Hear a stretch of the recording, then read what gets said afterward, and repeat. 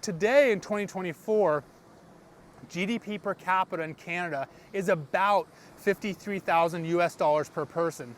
In 2011, 13 years ago, it was about 52,000 US dollars per person. So it's pretty much flatlined this entire time.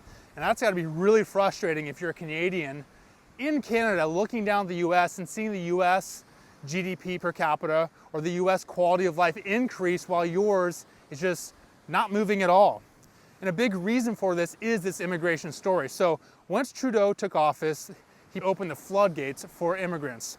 Now from early 2000s till about 2015, there's about 250,000 people per year coming into Canada. From 2015 onwards, this has risen. And today in 2024, it's about 500,000 people per year. And for this year, 2024, the top 10 countries where immigrants came from are, number 1 is India, number 2 is the Philippines, number 3 is China, number 4 is Nigeria, number 5 is Cameroon, number 6 is Afghanistan, number 7 is Eritrea, number 8 is Iran, number 9 is Pakistan, and number 10 is France. So that list of countries that I just named are people coming from around the world to Canada. The problem though is that many of these people immigrating into Canada are coming into a Canadian system that doesn't necessarily foster entrepreneurship. In fact, it actually stifles it.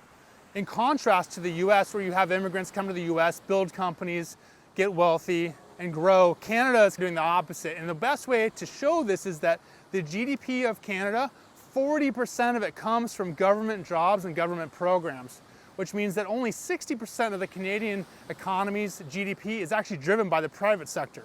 Now you may think, oh, that isn't that high. What is it in Russia, or what is it in China? What is it in a country that is a communist dictatorship? Well, it's a lot lower. In fact, Canada is one of the highest in the world.